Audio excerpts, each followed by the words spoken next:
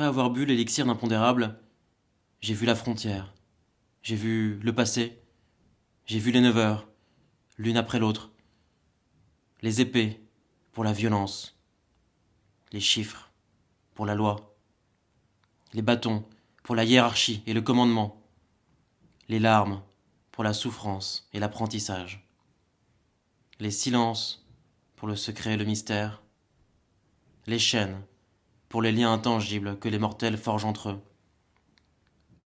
le sang pour cette chair si fragile qui nous rend mortels, les roses pour le chaos nécessaire qui rompt les certitudes des puissants, et puis la peur, libératrice lorsqu'elle touche aussi les immortels.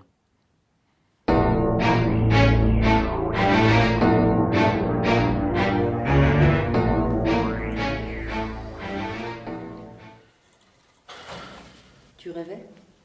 Ouais, les 9 heures du dogme. J'ai l'impression que le labyrinthe me parle. C'est un peu ça. Tu es en train de devenir oniromancien. Ouais. J'ai vu la frontière. Et c'est fou ce que. C'est fou ce que ça ressemble à. Ici. Tu n'as pas tort. Nous y sommes. Dans ta transe, tu t'es levé comme un somnambule. Et tu nous as guidés jusqu'à l'endroit d'Avalon qui conduit à la frontière. Comme un somnambule. Ne t'en fais pas. J'ai commencé comme ça aussi. C'est la première forme que prend le pouvoir d'un oniromancien, avant qu'il n'apprenne à le maîtriser. J'ai trouvé des gens, Des suppliants? on dirait. D'après Lot, la frontière était un lieu particulier du monde des rêves, distinct du labyrinthe et entièrement sous le contrôle de l'enchanteur. Elle était peuplée de gens qu'on appelait les suppliants. Les suppliants étaient ceux qui avaient trouvé la sortie du labyrinthe. Ils attendaient dans la frontière de revenir sur Terre, de recommencer leur vie. Ce que Lot n'avait pas réussi à savoir, c'était comment se faisait cette résurrection.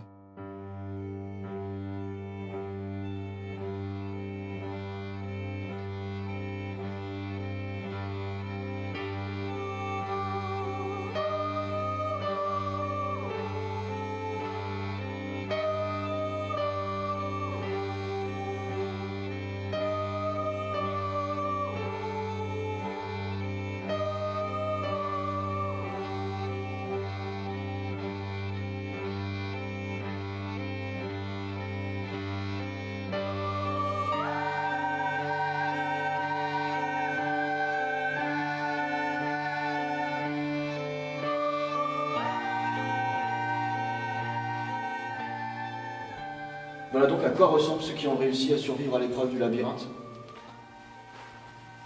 Avant de disparaître, Perceval m'a dit que le labyrinthe était censé être un enfer pour nos âmes coupables, et que seuls les plus repentants seraient sauvés. Ils sont sauvés, ceux-là ? En attente de l'être en tout cas. En attente d'une nouvelle vie.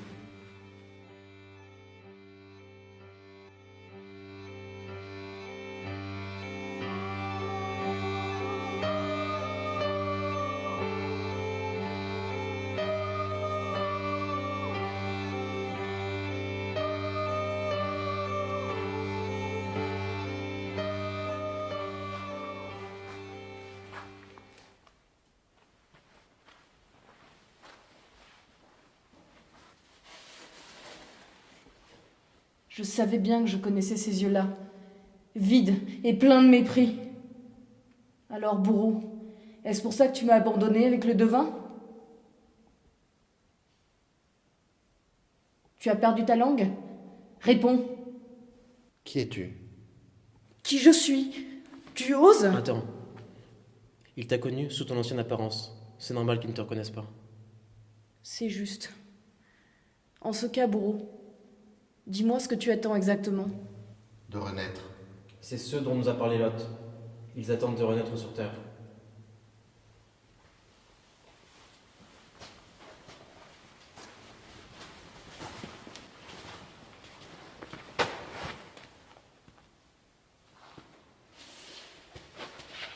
Devin? Clara, c'est toi? Non, non, Pardonne-moi, Clara.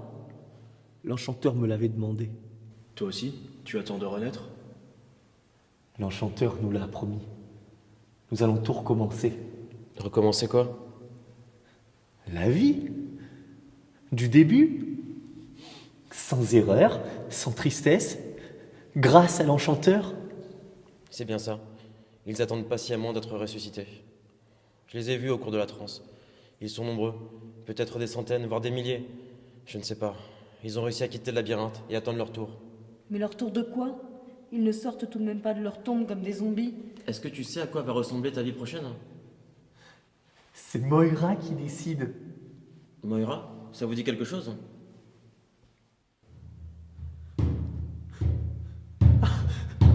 Ah, c'est elle.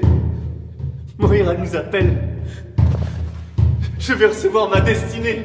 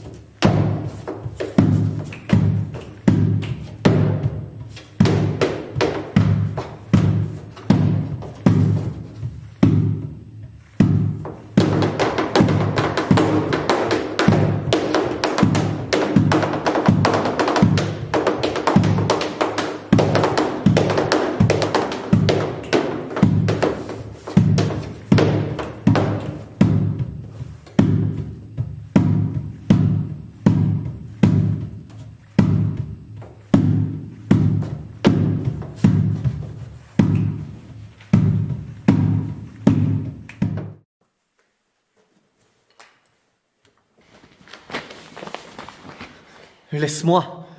Moira m'a donné ma nouvelle destinée. Je dois partir à présent. Partir pour où? Pour ma prochaine vie. Moira me l'a décrite. Je sais ce qu'elle sera maintenant. Je m'appelle Pascal. Je suis le premier enfant de mes parents. Je vis avec eux dans un petit appartement. Laisse-moi partir. Si j'attends trop longtemps, avant de prendre ma place, ça se verra. Qu'est-ce qui se verra? Que Pascal n'est plus Pascal. Que la conscience du devin s'est substituée à la sienne. Alors c'est ça le secret de l'enchanteur? Réincarner les gens qu'il a formatés à son caprice dans des vies d'enfants nés depuis peu? La métempsychose. Réincarner une âme dans un nouveau vaisseau terrestre. Et qu'advient-il de la conscience de l'enfant? Elle est accueillie au sein du labyrinthe. Le corps n'est rien. Il n'est qu'apparence, simulacre. N'avez-vous rien retenu de l'enseignement du labyrinthe? Morgane, regarde-toi. Est-ce que ton corps est le tien? N'est-ce pas plutôt à ça que tu ressembles?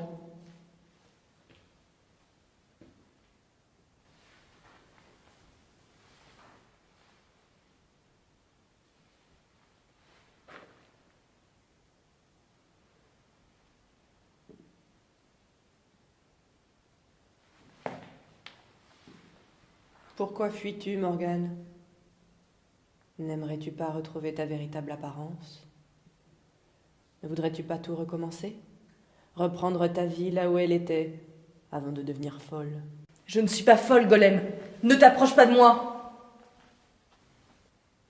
Ou sinon quoi? Que peux-tu faire contre toi-même? Laisse-moi reprendre ta place dans le monde réel. Tout le monde s'y retrouvera, tu verras. Alors c'est ça? Tu substitues les consciences des vivants pour les remplacer par celles de ceux qui ont pénétré dans le labyrinthe? Uniquement ceux dont les âmes repentantes ont été purifiées. En renaissant, ils seront recréés, non point engendrés par l'alchimie chaotique de la vie, mais façonnés par l'idéal. Et c'est ainsi qu'à terme, conscience après conscience, le verbe précédera la vie. Tu as perdu, Morgane. Ne repousse pas cette ultime chance que je t'offre. Tu vas pouvoir tout recommencer à zéro, reprendre ta vie et en réparer un à un les accros. N'est-ce pas le rêve de tout à chacun ? Où donc espérez-vous aller ? Vous ne vous réveillerez pas de ce rêve, croyez-moi. Fuyez tant qu'il vous plaira. La frontière est close comme une planète. Vous ne pourrez qu'y tourner en rond. Une fois qu'on y entre, on ne la quitte que par métempsychose, qu'en se rematérialisant dans le monde que vous appelez réel. Pour cela, vous aurez besoin de moi. Vous finirez par endosser vous aussi l'habit des suppliants. Je vous attends. J'ai l'éternité devant moi.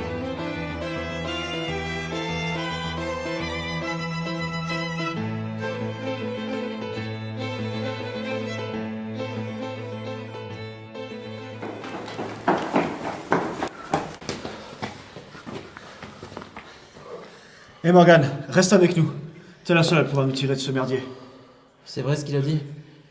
Nous ne pourrons pas nous réveiller. Nos corps vont continuer à dormir dans le monde réel, comme une sorte de coma. Jusqu'à la mort. Et après, nous serons vraiment à la merci de l'enchanteur. Le renversement des formes. Le quoi ? Le renversement des formes, c'est notre seul échappatoire, si Myriam vivrait. Et je pense que c'est le cas, parce que ma contrepartie réelle est tombée aussi dans un sommeil très profond, alors qu'en temps normal, je parviens à être en ubiquité parfaite entre les deux mondes. Et ça consiste en quoi, ce renversement des formes ? À inverser les choses. Nous allons rêver dans le monde réel et vivre dans le monde des rêves. Nos corps endormis vont être transportés dans la frontière, et nos doubles oniriques, c'est-à-dire nous, vont devenir réels. T'as déjà fait un truc pareil ? Non, jamais. C'est l'autre qui m'a expliqué ça, quand nous étions chez le docteur Carlo. Si tu dis encore que c'est un plan qui va se dérouler sans accroc, je te bute. Ah, tu vois, j'ai vraiment besoin de changer de vie, là. Tu comprends, j'ai besoin de quelque chose de plus fun. Alors, avec un pote, samedi, dans un bar, là, on s'est dit qu'on allait partir au Cachemire. Et puis là-bas, on va ouvrir un bar. Le Cachemire, c'est là où on fait les pulls?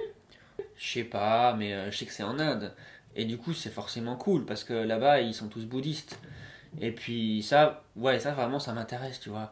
La culture, le bouddhisme, tout ça. Et moi, je voudrais vraiment rencontrer les chamans, tu sais, dans les ashrams. Et d'ailleurs, dans mon bar, il y aura des cultures et des performances. Et puis, il y aura des danseuses traditionnelles. Ah ouais, mais de quel genre? Elles seront forcément à poil, mais en tenue traditionnelle, avec des strings traditionnels. Et les strings, ils seront en cachemire? Ah, t'as raison, ça va gratter. Et on pourrait demander au chaman de faire une crème spéciale. Ah oui, quelque chose pour un petit peu atténuer les douleurs. C'est pas vrai. Encore vous?